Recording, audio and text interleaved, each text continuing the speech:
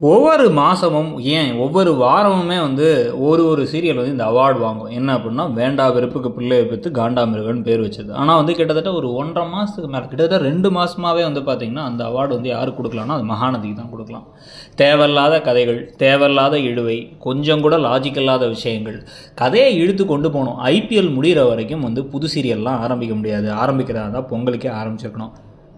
அப்போ ஆரம்பிக்கல அப்படின்னா வந்து ஒரு மே மாதம் வரைக்கும் இழுக்கணுங்கிறதுக்காக ஒரு லாஜிக் இல்லாத ஒரு கதையில் வெறும் கனவு காட்சிகளை வச்சு ஒப்பே தேரலாம் அப்படின்னு சொல்லிட்டு கொஞ்சம் கூட ஒரு கிரியேட்டிவிட்டிங்கிறத பற்றி கவலைப்படாமல், பார்க்குறவங்க வந்து பாவம் அப்படிங்கிறத பற்றி யோசிக்காமல் எதையோ கொடுப்போம் அப்படின்னு சொல்லிட்டு வந்து கொடுத்துட்ருக்கிற ஒரு சீரியல் தான் இந்த சீரியல். ஸோ அதுதான் இன்றைக்கி எபிசோட்லையுமே தெளிவாக தெரியுது. ஒரு 300 தடவை இதோட வந்து அவங்க வந்து இந்த புது வீட்டுக்கு வந்ததுக்கு பிறகு கனவு காட்சிகள்லாம் வச்சாச்சு. 2 பேரும் ஒன்றா இருக்க மாதிரி, பேசுகிற மாதிரி, வந்து அப்படியே கிட்டக்க போய் கட்டி பிடிக்கிற மாதிரி, அப்புறம் தூரக்கருந்து வேடிக்கை பார்க்குற மாதிரி விஷயங்கள்லாம் வச்சாச்சு. இப்போ புதுசாக அடுத்து என்ன பண்ணுறாங்க அப்படின்னா வந்து இங்கே தரையில் உட்காந்துருக்காங்க இவங்க காவேரி வீட்டுக்குள்ளார.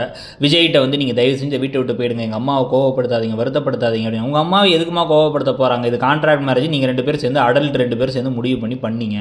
பண்ணதுக்கப்புறமா அதுவும் வந்து நர்மதாவோட உயிரை காப்பாற்றுறதுக்காக நீங்கள் பண்ணீங்க. நர்மதா உயிரை காப்பாற்றியாச்சு. இவருக்கு சொத்து, வீட்டில் இருக்க பாட்டி பிரச்சனை நிறைய எல்லாம் சரியாக போச்சு. வெண்ணிலாவை தான் வந்து உங்களுக்கு வாழ்க்கையில் குறுக்க வந்துட்டாங்கன்னு நினச்சிங்க. வெண்ணிலாவை விட்டுட்டு அவர் கிளம்பி இங்கேயே வந்து மொத்தமாக தங்கிட்டார். இப்போவே தெரிஞ்சிருக்கணும் உங்களுக்கு. எப்போ என்ன காதலிச்சிங்க நீங்கள், உண்மையை சொல்லுங்கள் அப்படின்னா வந்து நீங்கள் 2வது தடவை கொடைக்கானல் விட்டு போன உடனே என்னை காதலிக்க ஆரம்பித்தேன் அப்படின்னு உடனே இவங்களுக்கு கண்ணெல்லாம் கலங்கிடுச்சாமா. உடனே உன்னை விட்டு நான் போக மாட்டேன், நீங்கள் எல்லாரும் என் கூட வரணுங்க வராமா. அவர் உடனே இவங்க கட்டி பிடிப்பாங்களாமா. இதை அப்புறம் திருப்பி வந்து கனவுங்க வாங்கலாம். இல்லை உண்மையாகவே இருந்தாலும் இதனால் 10 பைசா பிரோஜனம் இல்லையா. அவங்க அம்மா வந்து கோவமாக இழுத்துட்டு போனால் இவங்களும் போயிடுவாங்களாமா. அப்படியே காவேரி அவங்க அம்மா கிழிச்ச கோட்டை உடனே தாண்ட மாட்டாங்களாம்.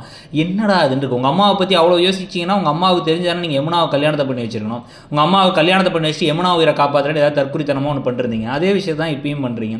ஒரு மாதிரி எரிச்சல் வருது அப்படிங்கிற மாதிரி ஒரு சீரியல் இந்த சீரியலாக தான் இருக்க முடியும்.